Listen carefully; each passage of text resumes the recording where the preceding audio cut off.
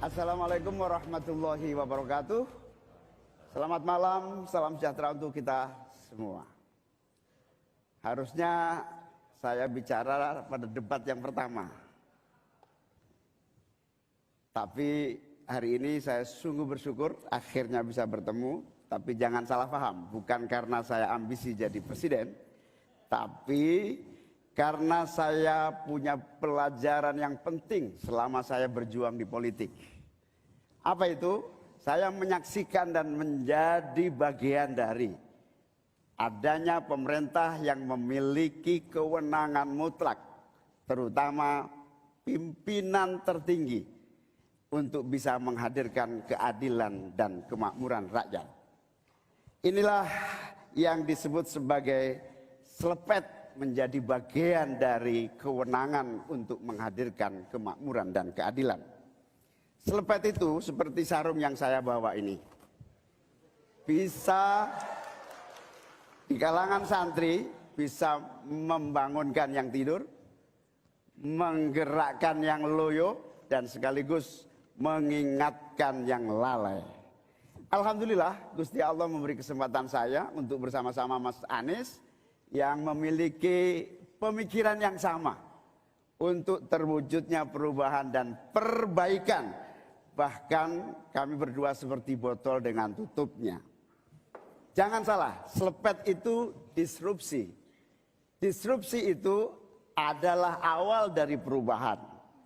Bayangkan, 100 orang Indonesia kekayaannya di atas 100 juta jumlah penduduk Indonesia. Artinya ini keadaan yang tidak adil. Ini harus kita selepet. Kita juga harus punya keyakinan bahwa 100 orang yang kaya ini kita pajakin bersamaan dengan kita turunkan pajak kelas menengah di Indonesia. Hari ini cabai mahal, telur mahal, beras mahal, barang-barang mahal, tengkulak jahat, mafia penguasai dan merajalela di mana-mana. Padahal rakyat sudah kerja. Ini harus kita selepet. Angka pengangguran sudah 8 juta, 80 juta memang bekerja, tetapi di sektor informal. Mereka tidak mendapatkan penghasilan yang pasti dan bahkan dompetnya dipastikan tipis. Ini yang harus kita selepet.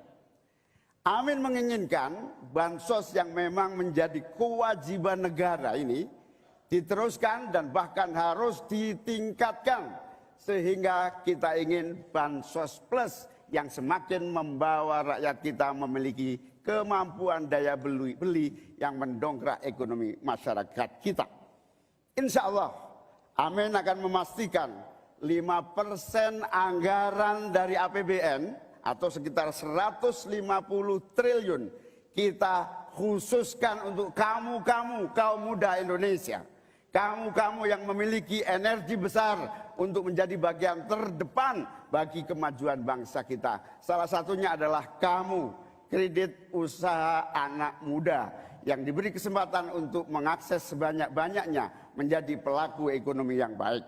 Kita akan hadirkan bagaimana agar desa-desa tumbuh berkembang. Insya Allah 5 miliar per desa akan kita wujudkan tiap tahun bagi pembangunan nasional kita. Kita juga akan siapkan seluruh bantuan-bantuan yang memungkinkan tumbuh menjadi maju. Waktunya.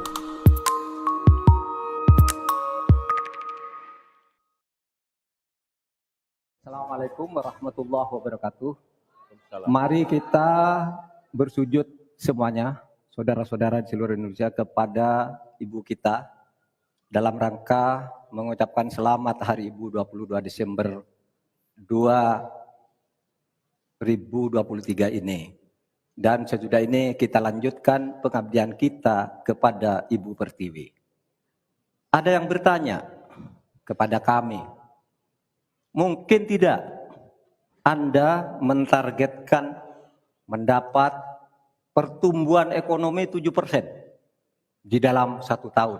Karena di dalam sejarah reformasi tidak pernah sampai tumbuh sebanyak 7%. Dulu hanya itu dicapai pada tahun 89 sampai 91 di era Orde Baru. Lalu pertanyaan itu saya sampaikan kepada beberapa orang ahli, lalu mereka mengatakan hanya karena kebodohan kita ini tidak bisa menaikkan pertumbuhan ekonomi menjadi 7% karena kita ini kaya raya dengan sumber daya alam dan sumber daya manusia yang hebat. Masalahnya apa? Masalahnya banyak korupsi dan inefisiensi di sektor-sektor pertumbuhan ekonomi, yaitu di sektor konsumsi, belanja pemerintah, ekspor impor, dan investasi. Jadi dengan demikian karena banyak korupsi, dan itu memang betul terjadi. Coba lihat, berdasar hasil SIGI, Transparansi Internasional, korupsi terjadi di lembaga legislatif, eksekutif, dan yudikatif secara besar-besaran. Korupsi juga terjadi di 3 metra alam kita ini. Kita menginjak bumi, ada korupsi di tanah dan pertambangan. Kita ke laut, ada korupsi di masalah kelautan. Kita melihat udara, pesawat terbang kita, ternyata di udara juga banyak korupsi. Akibatnya apa? Rakyat miskin. Saya ketemu dengan seorang bernama Teddy dan Joni di Padang. Seorang atau 2 orang pegawai angkutan perusahaan truk menyatakan tidak pernah bisa mendapat subsidi minyak yang disediakan oleh negara karena tidak pernah sampai di korupsi. Saya juga ketemu dengan seorang Sri Wulan, anak kecil di Parongpong, Bandung Barat. Dia mengajak saya main layang-layang. Katanya, "Bapak, saya ingin terbang seperti layang-layang meraih cita, tapi saya tidak dapat." Kemudian saya ingat pulau saya Madura. Di Madura itu kaya dengan gas alam, tetapi sampai sekarang tidak pernah dioptimalkan untuk dimanfaatkan. Maka kuncinya adalah bagaimana kita memberantas korupsi. Lalu ada yang tanya kepada saya, "Bapak, kalau Bapak jadi wakil presiden orang takut ditangkap." Saya panggil para ekonom dan para pelaku usaha, "Apa betul Anda takut kepada saya kalau saya wapres?" "Tidak, Bapak. Justru kami perlu seorang penegak hukum seperti Bapak. Karena apa? Kami kalau mau investasi di Indonesia ini diperas. Mau berusaha ini diperas. Kalau kami bayar padahal diperas, lalu ketahuan kami ditangkap katanya kami menyuap." Itulah Indonesia ini pada saat ini. Oleh sebab itu, saudara sekalian, kita harus lawan korupsi. Menimbang istilah anak muda, "Hai koruptor, kutabrak kau. Hai wir, mundur kau wir. Nah korupsi, setabrak." Saudara sekalian, ini semua dalam rangka agar terjadi pemerataan seperti ketentuan pasal 3 Undang-Undang Dasar. Di Al-Quran disebut, "Kaila yakuna dulatan bainal yang." Jangan biarkan kekayaan itu hanya beredar di antara orang kaya. Waktu Bapak selesai. habis. Baik.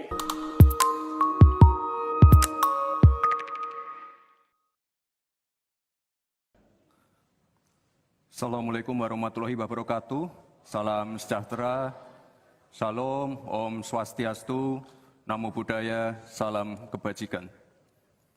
Indonesia ini negara besar. Kita harus mampu keluar dari middle income trap. Kuncinya kita harus mampu menaikkan nilai tambah di dalam negeri. Di tengah gempuran resesi global, perang dagang, konflik geopolitik, rata-rata pertumbuhan ekonomi negara kita tetap resilient di rata-rata 5%. Pertumbuhan ekonomi yang berkualitas didukung dengan penurunan angka pengangguran, angka kemiskinan, penurunan angka Gini rasio, dan juga angka inflasi yang terkendali. Bapak Ibu yang saya hormati, teman-teman sesama anak muda, lalu apa agenda ke depan? Kita akan lanjutkan hilirisasi, bukan hanya hilirisasi tambang saja, tapi juga hilirisasi pertanian, hilirisasi perikanan, hilirisasi digital, dan lain-lain. Kita lanjutkan juga pemerataan pembangunan yang tidak lagi Jawa sentris. Kita genjot terus ekonomi kreatif dan juga UMKM. Kita punya 64 juta UMKM yang menyumbangkan 61% untuk PDB kita. Jika 4 langkah tadi bisa kita penuhi, insya Allah akan terbuka 19 juta lapangan pekerjaan. Pemerataan pembangunan itu wajib. Sekarang investasi yang ada di luar Jawa sudah ada 53%. Pembangunan IKN yang berkelanjutan ini akan membuka titik pertumbuhan ekonomi baru, akan membuka akses dan juga konektivitas, sekaligus membuka lapangan kerja. IKN ini bukan hanya saja membangun bangunan pemerintahan, tapi juga sebagai simbol pemerataan pembangunan di Indonesia, dan juga sebagai simbol transformasi pembangunan Indonesia.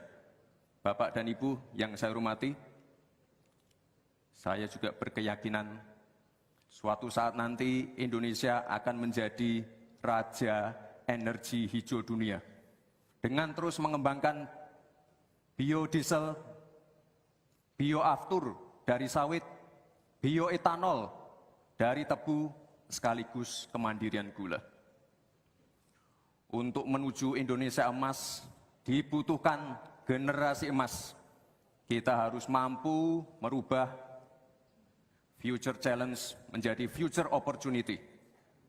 Kita harus punya future talents yang dilengkapi dengan future skills. Untuk itu, hilirisasi digital akan kami genjot. Kita akan siapkan anak-anak muda yang ahli artificial intelligence, anak-anak muda yang ahli blockchain, anak-anak muda yang ahli robotik, anak-anak muda yang ahli perbankan syariah, anak-anak muda yang ahli kripto. Bapak dan Ibu yang saya hormati, narasi besarnya di sini adalah keberlanjutan, percepatan, dan penyempurnaan. Terima kasih. Wassalamualaikum warahmatullahi wabarakatuh. Selamat Hari Ibu, selamat untuk kaum perempuan hebat di Indonesia. Terima kasih. Baik. Bapak Abid.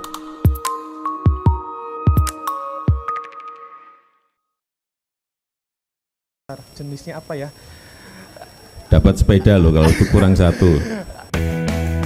Beginilah momen saat seorang mahasiswa jurusan ilmu keperawatan menjawab pertanyaan kuis dari Presiden Jokowi. Mahasiswa bernama Yudi itu awalnya kebingungan menjawab pertanyaan Jokowi. Sebab mahasiswa jurusan keperawatan itu ditanya soal jenis-jenis pupuk. Jokowi pun merasa kagum dengan wawasan mahasiswa tersebut soal bidang pertanian. Padahal mahasiswa itu berkuliah di jurusan keperawatan. Saat menjawab pertanyaan Jokowi, Yudi sempat terbata-bata, bahkan jadi bahan tertawaan oleh teman-temannya. Jokowi pun meminta teman-temannya untuk tidak menertawai Yudi. Jokowi menilai Yudi sebenarnya bisa menjawab, hanya saja Yudi sedang gugup lantaran berdiri bertandingan dengan dirinya. Usai berhasil menjawab pertanyaan Jokowi tersebut, Yudi pun mengambil sepeda yang dijanjikan. Saat mengambil sepeda, Jokowi pun memuji kesopanan Yudi yang membungkuk saat lewat di depan banyak orang. Momen itu terjadi saat Jokowi menghadiri groundbreaking Kampus 2 Universitas Muhammadiyah Purwokerto pada Rabu 3 Januari 2024. Perkenalkan, nama saya Muhammad Yudi Santosa dari Prodi Keperawatan S1. Keperawatan. Oke. Panggilannya tadi? Yudi, Bapak. Yudi. Sebutkan 3 jenis atau 3 macam pupuk yang biasanya digunakan oleh petani untuk pemupukan baik padi, baik tanaman lainnya. Jenis atau merek, Pak? Gimana? Jenis atau mereknya aja. Jenis merek.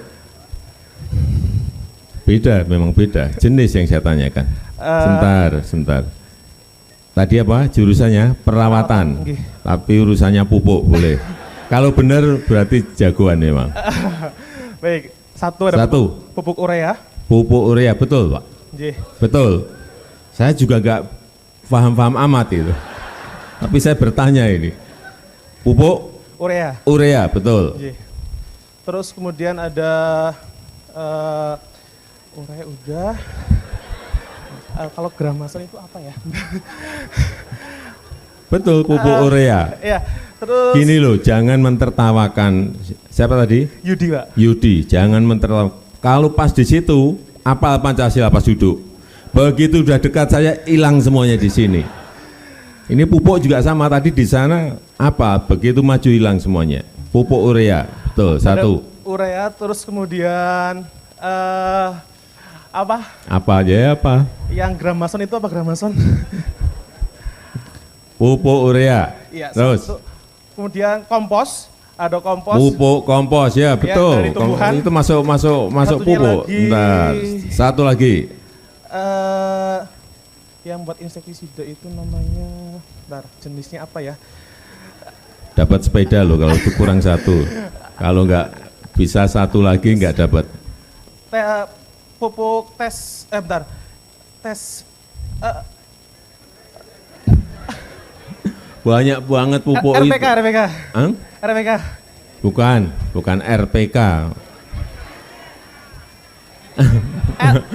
N, pupuk N. Dari Pak Rektoralnya pupuk N, Pak. NP, pupuk NP. Ya. NPK, urea, terus tadi pupuk Kompos. kompos sama NPK. Ya, NPK betul. Makasih Pak Rektor. Nanti sebagian dari komponen sepeda itu diberikan Pak Rektor.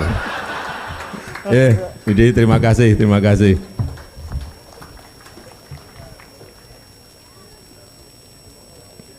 Ya kalau keperawatan, urusan pupuk, kepleset-pleset dikit kan nggak apa-apa.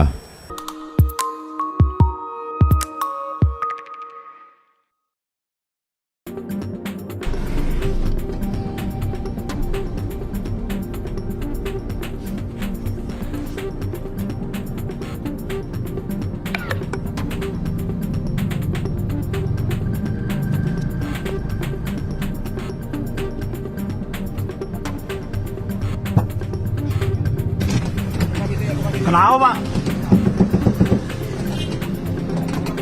Kenapa, Pak? Kenapa, Pak?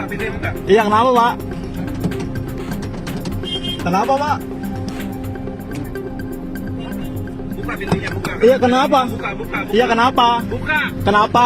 Lu ngerekam apain? Buka. Ya, gua kan ngerekam, tapi kenapa? Kamu aktif. Ya, kenapa? Bawang. Bukan. You ngapain ngerekam? Itu kenapa? Pinggirin mobil kamu, pinggir. Ya udah, gua minggir. Awas.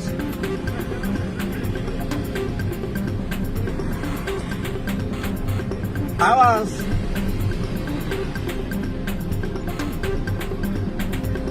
Bukan. Cuma online. Cuma online, Aing. Ya, buka. Ya kenapa? Kenapa, Bos? Kenapa? Kenapa? Kenapa? Kenapa?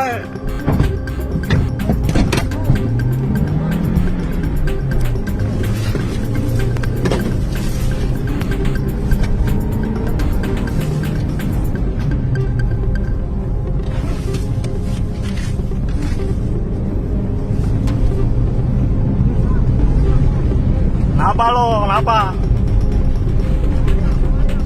Kenapa lo?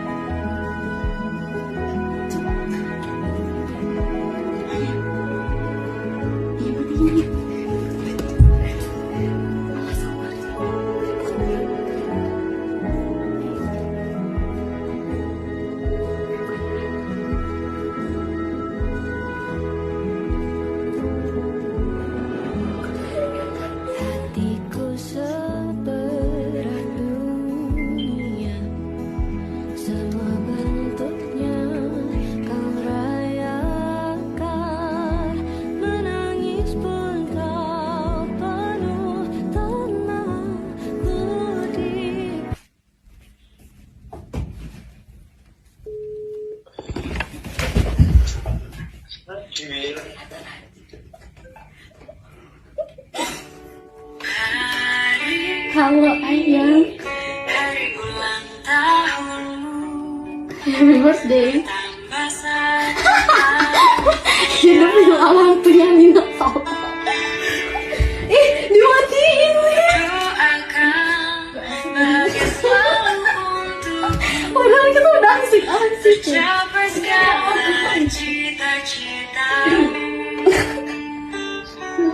Lihat dulu. Ya ini lihat dulu.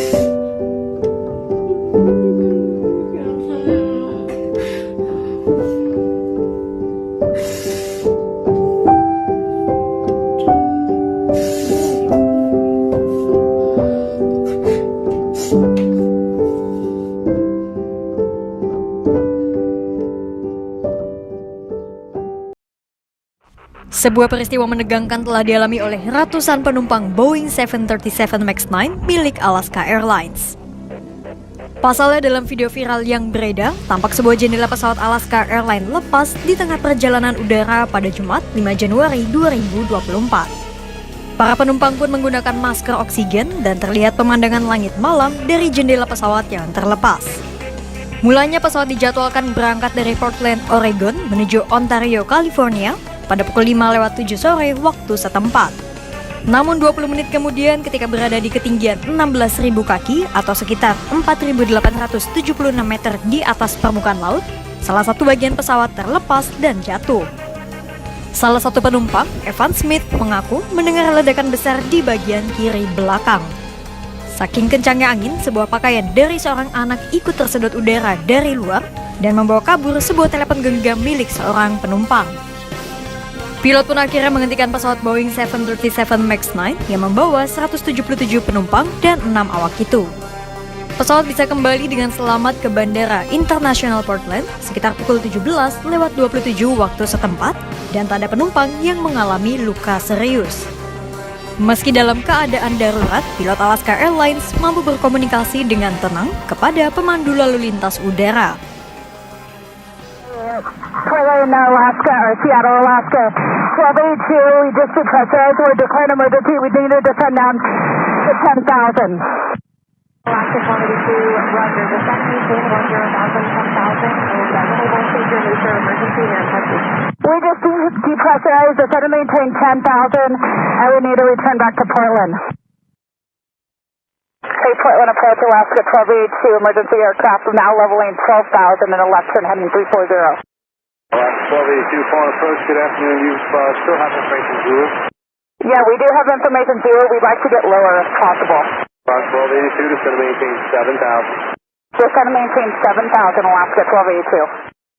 Alaska 1282, did you declare an emergency or just need to return to? Yes, we are emergency. We are depressurized. We do need to return back to. We have 177 passengers. Fuel is 18.8. Our fuel is 18,900 pounds, and we have 177 passengers on board. Alaska 1282, roger. And do you need time to burn off some fuel before you land? Negative. Alaska 1282, so you're ready for the approach now? Is 28 left okay? We need about 10 minutes for Alaska 1282. Alaska 1282, roger. Just let me know when you're ready. We'll let you know, Alaska 1282. Administrasi Penerbangan Federal Amerika pun memerintahkan penghentian sementara Boeing 737 MAX 9. Perintah tersebut diperkirakan akan berdampak pada 171 pesawat dengan model yang sama. Sementara terdapat 65 pesawat Boeing 737 MAX 9 milik Alaska Airlines yang dilarang untuk terbang. Inspeksi dilakukan sekitar 4 hingga 8 jam per pesawat. Per Sabtu 6 Januari 2024, lebih dari seperempat armada telah selesai diinspeksi dan tidak ditemukan adanya hal yang mengkhawatirkan.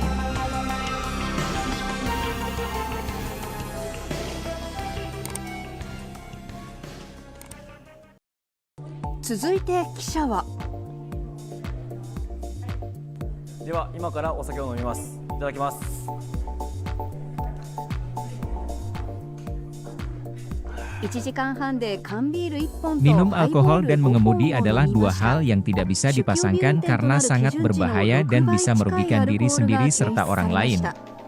Tapi, kepolisian Chikushino di Jepang justru melakukan tes mengemudi dalam pengaruh alkohol. Tujuannya bukan untuk nyuruh orang mabuk-mabukan, tapi untuk mengampanyekan bahaya mengemudi sambil mabuk.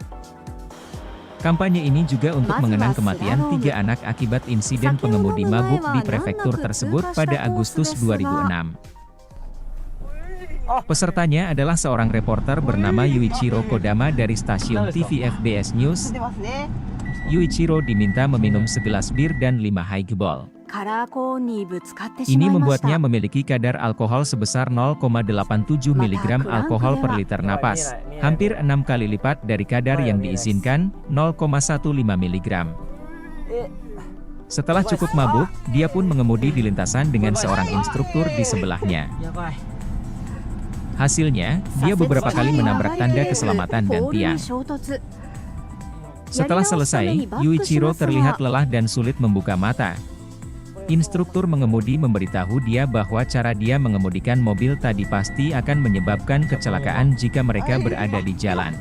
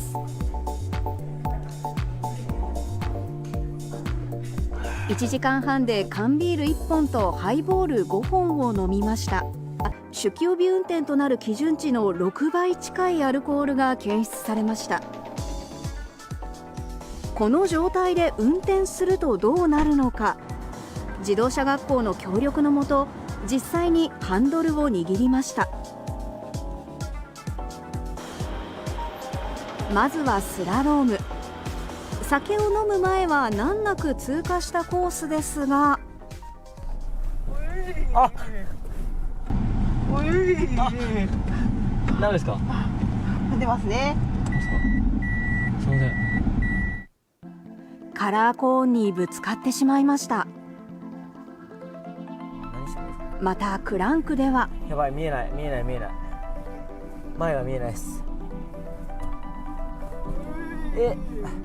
これ前です。あ、これ前です。あ、やばい。左折中に曲がりきれずポールに衝突。やり直すためにバックしますが、これそのままマスクされる。はい、じゃあこのまま。はい。あ、今落ちた。今落ちた。はい、すみません。気づかないうちに右の後方のタイヤが脱輪してしまいました。その後も運転中に眠気に襲われるなど飲酒の影響が続きました。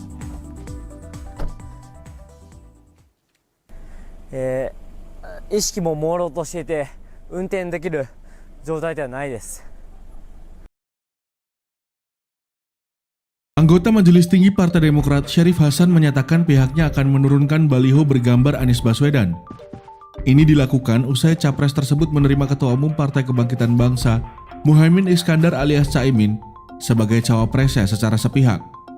Adapun banyak daerah sudah terpampang baliho yang memperlihatkan kedekatan Ketua Umum Partai Demokrat Agus Harimurti Yudhoyono atau AHY dengan Anies. Ya, kita turunkan baliho bergambar Anies karena mengkhianati Demokrat, ujar anggota Majelis Tinggi Partai Demokrat Syarif Hasan. Partai Demokrat menyebut Anies Baswedan telah mengkhianati semangat perubahan dan piagam Koalisi Perubahan untuk Persatuan atau KPP yang ditandatangani oleh pimpinan Partai Demokrat, Nasdem, dan Partai Keadilan Sejahtera.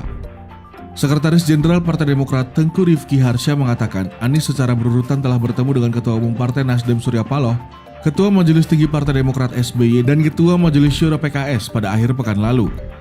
Anies sudah menyatakan akan memilih AHY sebagai cawapresnya di Pilpres 2024. Bahkan, Capres Anies menuliskan keputusannya itu dalam bentuk surat tulisan tangan yang ditandatangani kepada Ketum AHY pada tanggal 25 Agustus 2023 atau 6 hari yang lalu, dan inti dari surat tersebut ialah untuk meminta secara resmi agar Ketum AHY bersedia untuk menjadi cawapresnya, ujar Sekretaris Jenderal Partai Demokrat Tengku Rifki Harsha. Namun, tiba-tiba Anies secara sepihak telah menerima Caimin menjadi cawapresnya. Menurut Rifki, pemilihan Caimin sesuai arahan Ketua Umum Partai Nasdem Surya Paloh. Demokrat dipaksa menerima keputusan itu, ujar Sekretaris Jenderal Partai Demokrat Tengku Rifki Harsha. Menyikapi hal itu, Demokrat akan melakukan rapat Majelis Tinggi Partai untuk mengambil keputusan selanjutnya. Dia menyebut, ADART Partai Demokrat menegaskan, penentuan koalisi dan capres-cawapres ditentukan oleh Majelis Tinggi Partai. Kan responnya Demokrat nih cukup keras ya, mengatakan pengkhianat. Nah, misalnya Demokrat memilih untuk keluar dari Koalisi Perubahan, tanggapannya bagaimana? Saya hormati. Apalagi yang saya harus katakan? Kalian lihat, kira-kira model saya ini kira-kira ada bakat sebagai pengkhianat atau tidak, kan itu aja. Tapi saya hormati. Ya. Assalamualaikum warahmatullahi wabarakatuh.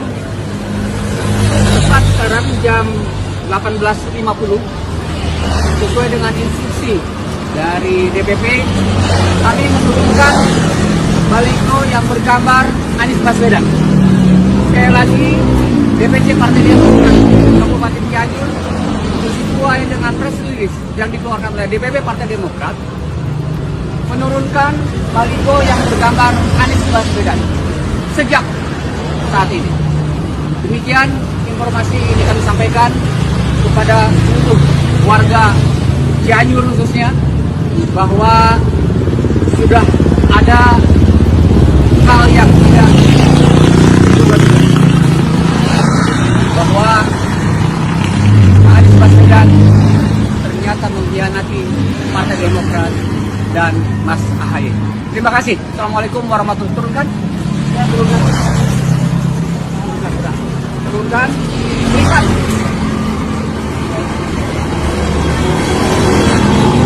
Dan seluruh yang berjangkauan Anies, pada kesempatan pertama kami menginstruksikan juga kepada seluruh kader Partai Demokrat Kabupaten Cianjur untuk menurunkannya. Terima kasih. Wassalamualaikum warahmatullahi wabarakatuh.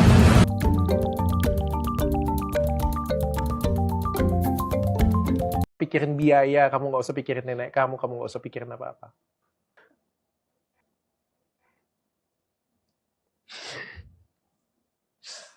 Ya Allah. Belajar, ibadah, sholat yang benar. Kasih bukti ke aku, kamu memang orang yang hebat. Kamu buktikan kamu bisa masuk UI. UI. Kedokteran. Bismillah. Ini nggak gampang. Nggak gampang. Yang masuk FK UI itu pilihan. Tapi mulai dari sekarang kamu punya waktu 2 tahun. Tanamkan dalam pikiran kamu. Aku mau jadi sukses kayak Dr. Richard. Aku mau jadi sukses kayak Ko Richard. Aku mau ikut dia. Aku mau jadi seperti dia. Aku mau lebih daripada dia. Aku support. Ternyata aku disuruh ganti 40 juta.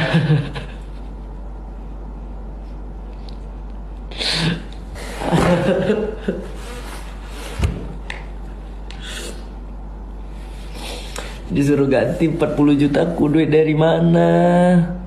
Jual ginjal.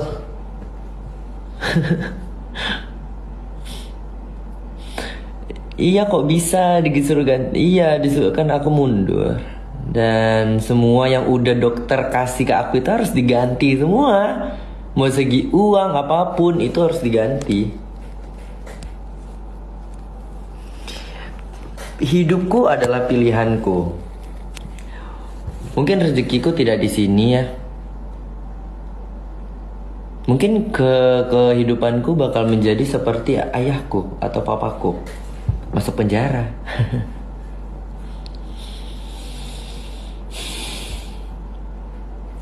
Dokter minta ganti uang tersebut. Aku nggak nyerah, tapi aku pengen keluar dari sini gitu. Aku pengen keluar dari sini. Aku tidak mau ya merasa tertekan gitu. Settingan boleh, settingan nanti aku mau nunjukin chat-chatnya, tapi ya nggak boleh gitu. Yang ku takutkan selama ini ialah aku kehilangan kendali oleh diriku sendiri karena aku terlalu overthinking, terlalu down banget dan mentalku benar-benar hancur.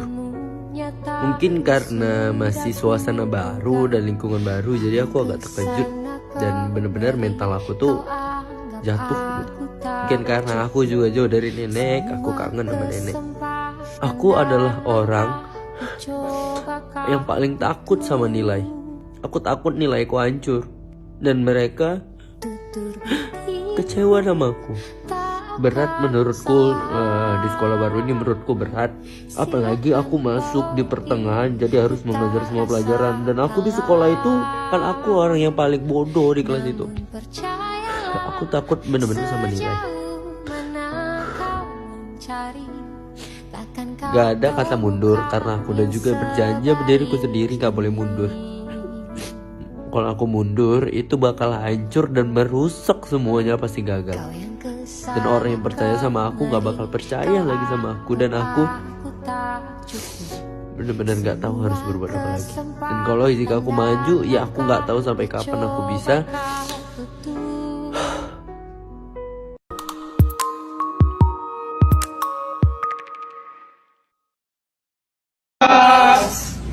Lek, ngakunya pembalap liar. Kami datang kok malah bubar.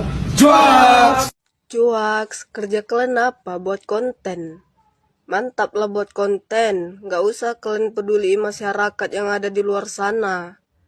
Walaupun ada yang pembegalan, ada kerusuhan, pembunuhan, gak usah kalian urus.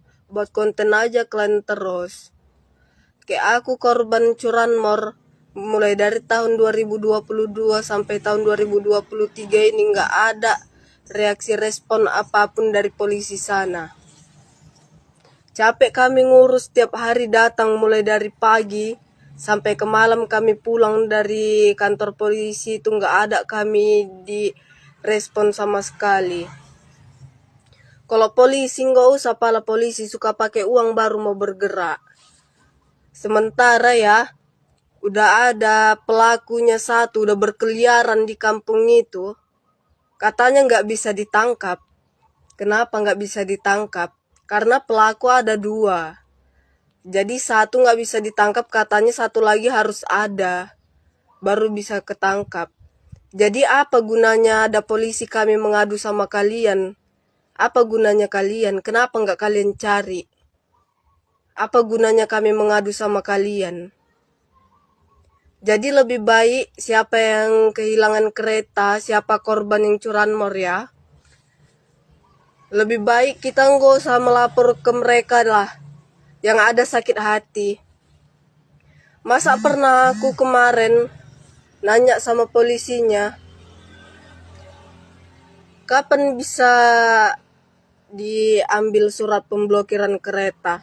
Masa polisinya bilang, ya entah, aku nggak tahu. Setahu kalian kapan? Wajar rupanya polisi membilang kayak gitu.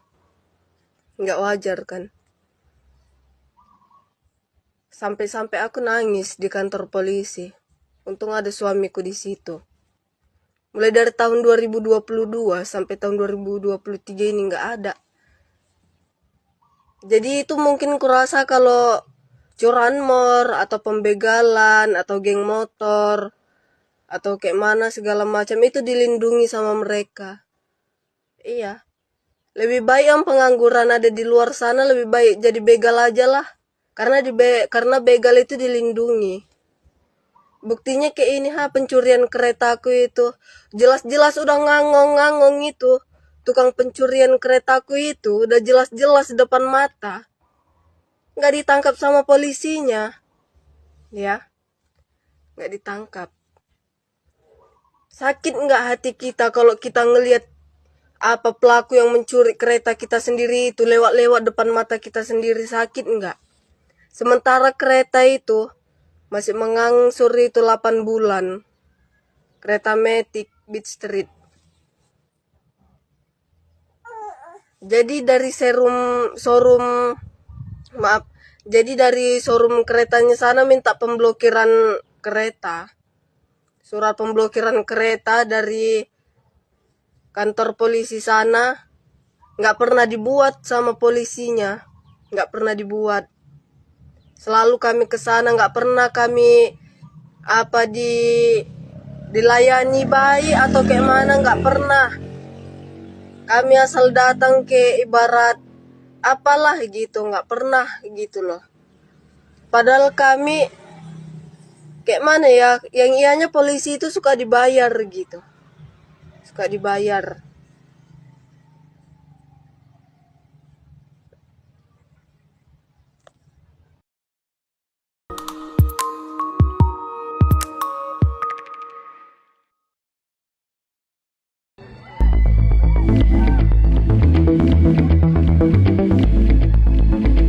Seorang pria Rusia tewas diserang seekor hiu di lepas pantai kota wisata Hurghada, Laut Merah Mesir pada Kamis tanggal 8 Juni tahun 2023. Media Rusia mengatakan korban adalah warga negara Rusia berusia 20-an.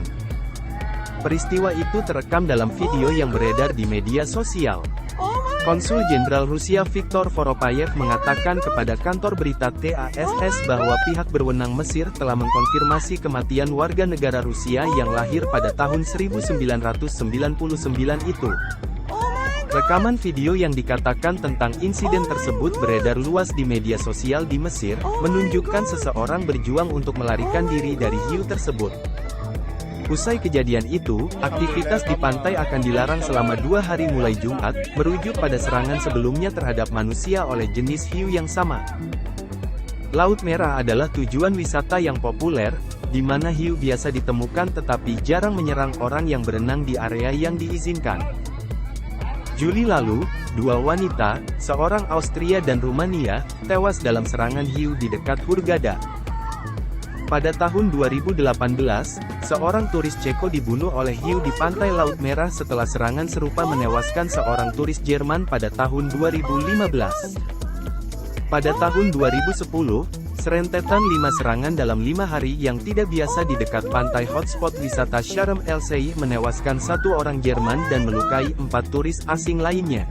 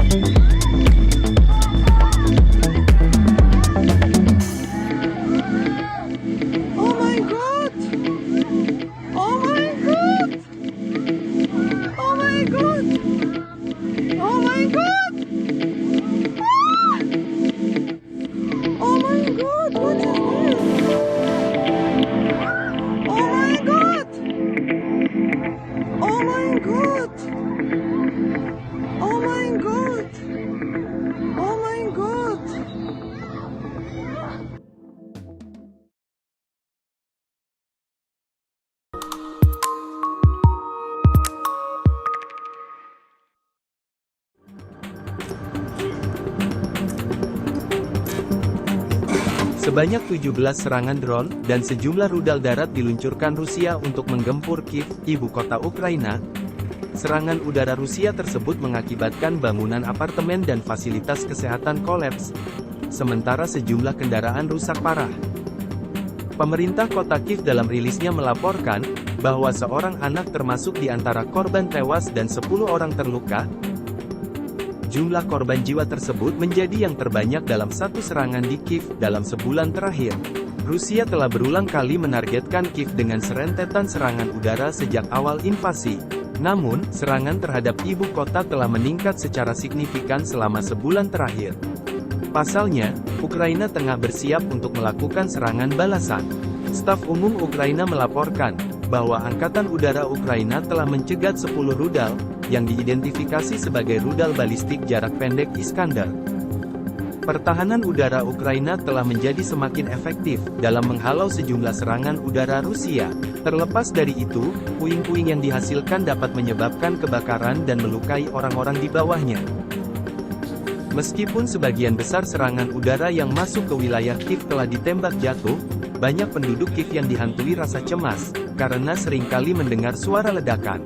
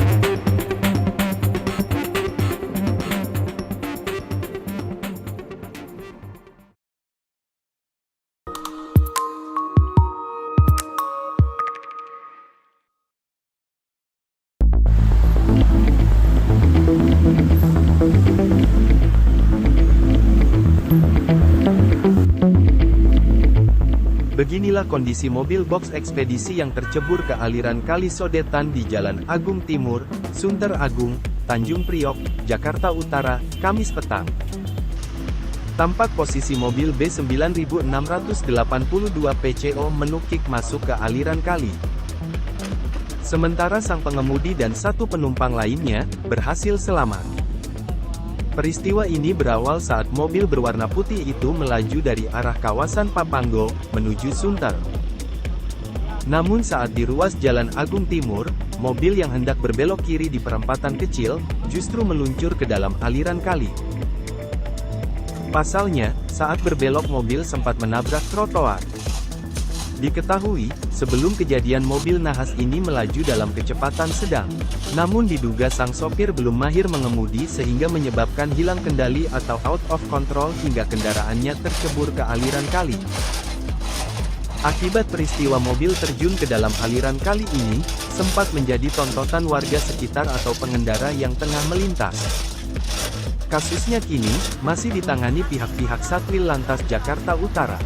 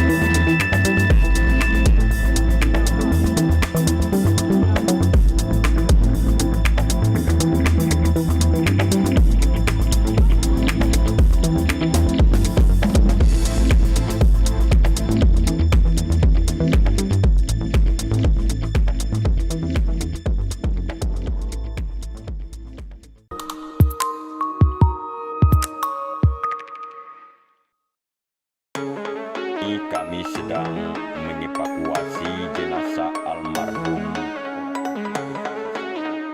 Jenazah seorang warga bernama Salo, 60 tahun, terpaksa dipikul warga sejauh 15 km, dikarenakan akses jalan dari kampung halamannya di Desa Salukona, Kecamatan Tabang, Kabupaten Mamasa, tidak dapat dilalui oleh kendaraan karena kondisi jalan yang rusak parah. Jenazah itu dibawa pulang ke kampung halamannya, untuk dimakamkan. Video warga memikul jenazah melewati jalan terjal dan berliku, viral di media sosial. Jenazah dalam peti ditandu menggunakan 2 potong bambu. Proses menandu jenazah dilakukan secara bergantian oleh warga, selama 5 jam lamanya. Dan menurut salah satu warga, buruknya akses jalan menuju kampung halamannya membuat banyak warga setempat enggan berobat ketika sakit. Warga berharap kepada pemerintah, agar segera memperbaiki kondisi jalan ke Desa Salukona. Pelaksana tugas Kepala Dinas PUPR Kabupaten Mamasa, mengakui kondisi jalan di daerah tersebut masih bersifat jalan setapak, dan pemerintah daerah tidak dapat membuka akses jalan ke sana, karena masuk dalam kawasan hutan. Pembukaan jalan di lokasi yang masuk kawasan hutan tidak boleh dilakukan tanpa seizin dari Kementerian Kehutanan.